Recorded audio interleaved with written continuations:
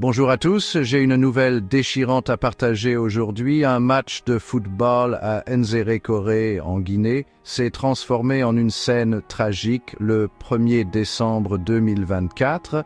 Les informations sont contradictoires, mais le bilan provisoire s'élève à 56 morts, tandis que des sources hospitalières locales font état de plus de 130 corps reçus.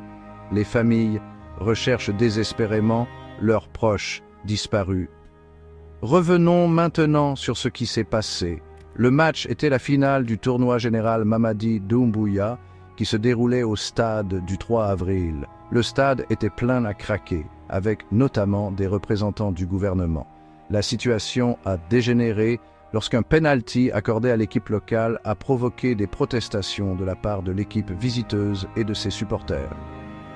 Deux faits d'arbitrage ont fait dérailler le match, auquel assistait une délégation gouvernementale représentée par le ministre de la Jeunesse et des Sports ainsi que par le ministre de l'Agriculture.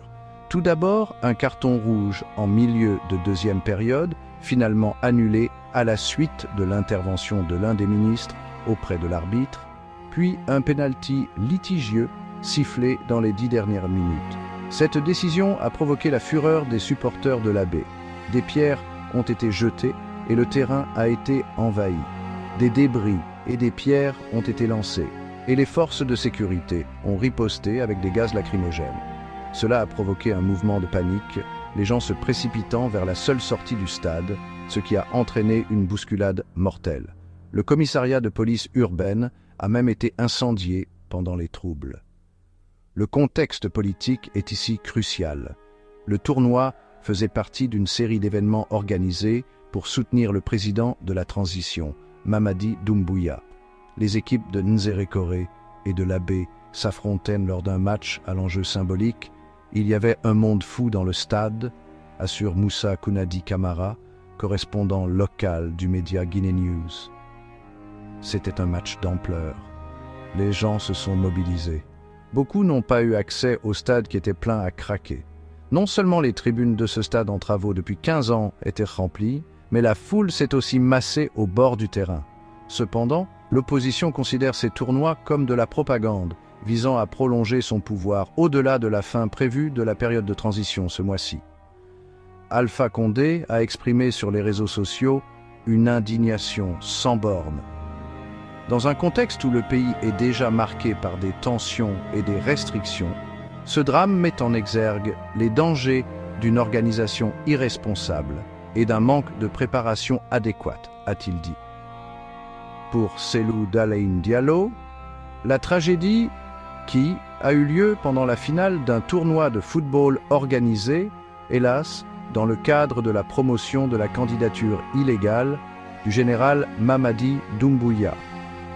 Notons que jusqu'à présent le CNRD n'a pas encore affirmé la candidature de Mamadi Doumbouya. En réponse, le Premier ministre Bahouri a exprimé ses profonds regrets et confirmé la présence de victimes. Le ministre de l'Information, Fana Souma, a présenté ses condoléances et promis un soutien aux familles endeuillées et aux blessés.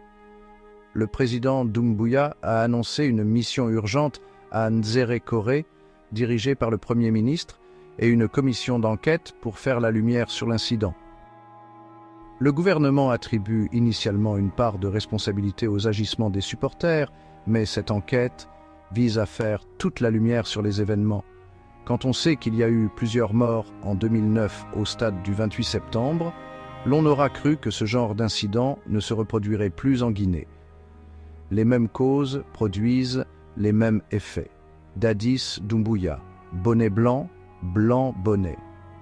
Venir au pouvoir à la suite de coups d'État, essayer de se présenter, organiser des soutiens qui se solvent par la mort des innocents et ensuite se faire tirer dessus par ses potes.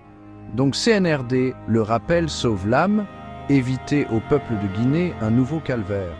Tous ces jeunes gens morts n'ont quoi faire de Simandou 2040 maintenant. Ils avaient tout juste besoin de vivre. L'accès à Internet a été restreint et l'armée contrôle les routes de la ville. La situation évolue et j'adresse toutes mes pensées aux personnes touchées par cette tragédie. Restez connectés pour plus d'informations. Merci de nous avoir suivis et prenez soin de vous.